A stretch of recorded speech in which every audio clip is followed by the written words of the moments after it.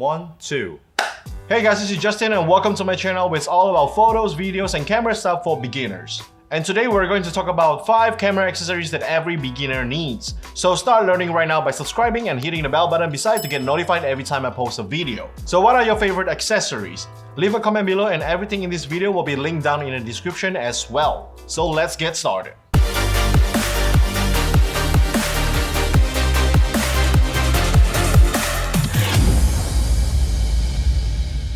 Number 1 on the list would be a camera strap. Nope. Not this camera strap that comes with your camera, but this camera strap by Peak Design. Camera straps are especially useful when you're walking around taking photos. You can hang it on your neck, across your body, on your shoulder, or wrap it around your wrist. Well, this is why I'm recommending this strap over anything else because of this little thing. It's the patent-pending anchor links. The strap comes with 4 anchor links and a base plate for you to mount it under your camera. It even comes with an Allen key too. The strap and links can withstand up to 90 plus kilograms or 200 plus pounds of load, and the strap itself is made with seat belt materials with advanced webbing that glides through your clothing smoothly, and oh boy, they are made to last. It comes with 2 aluminum or Hapalon adjustment system that you can adjust easily with one finger, like literally one finger. I've had mine for more than a year now and it's been wonderful. Overall, this is one of the best straps I've used in my life. Say goodbye to the old strap that came with the camera. Bye-bye. Number 2 would be a tripod, obviously. But nah, that's too common. So let's change it up to a GorillaPod instead.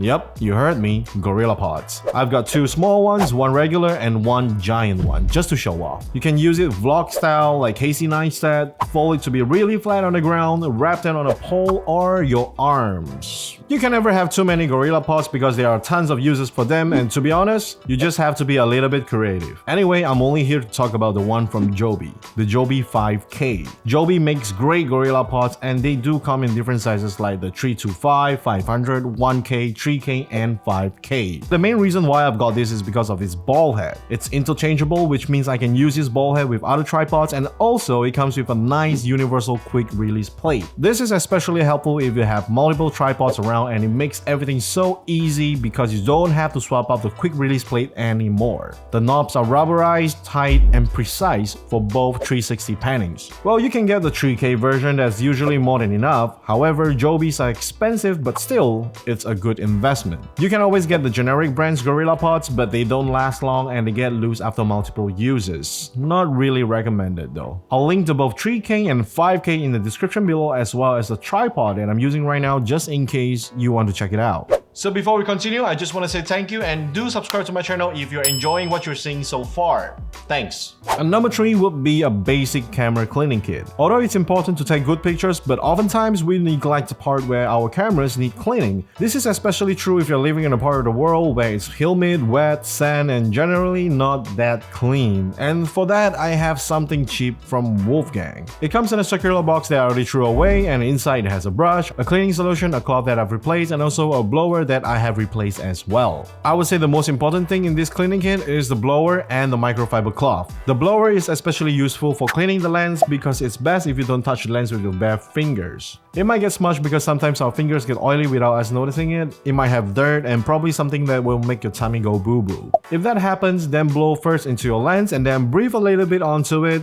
and then wipe your cloth in a circular motion from outside to the inside. Just make sure to not apply too much pressure, and always remember to have the cloth folded up so your fingers are not pressing on the glass directly. I don't really clean my sensors on my own because it's risky. I usually hand it over to the professionals to do it. You can assemble your own cleaning kit or get the whole package, it doesn't really matter, just make sure you get it. Number 4 would be the extras of the essentials like memory cards and batteries, because the worst thing that could happen is not having enough memory or running out of batteries. I've learned my lesson the hard way in my younger days, so I've always kept 2 or 3 extra batteries around, with the case included, serving as a marking on which one is empty. For SD cards, recommend that you get something from class 10 or above, or at least 80 Mbps read or write speed. Anything lower than that and you'll risk getting in trouble of slow image processing or not even processing at all. Never ever get something that is from an unknown brand just because you want to save a buck or two. And all of my cables and also my SD cards are stored securely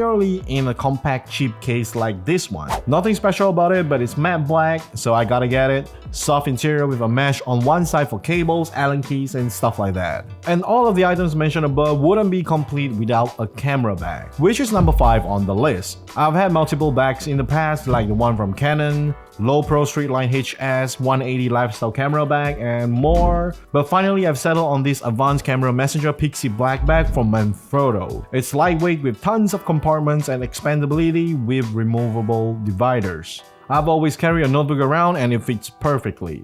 And if you have an iPad, then it fits as well. But don't expect to fit your 15-inch MacBook Pro. The fabric is coated and water repellent, so it's okay to travel with a little bit of rain, but when it comes to heavy rain, then it does come with its own rain cover. Nothing is more important than protecting your camera at that point. The strap is adjustable and I can even clip my tripod or GorillaPod on its lid, which also has a zipper so you can access your camera or gears from the top. Overall, a nice little camera bag that fits everything that you need when you're out shooting on the streets. So let me know what you think of the list. Leave a comment below as well, and again, everything in this video will be linked down in the description. Also, subscribe to my channel if you haven't, and don't forget to hit that bell button beside. Like if you like this video, and again, thank you for watching. Until next time, bye bye.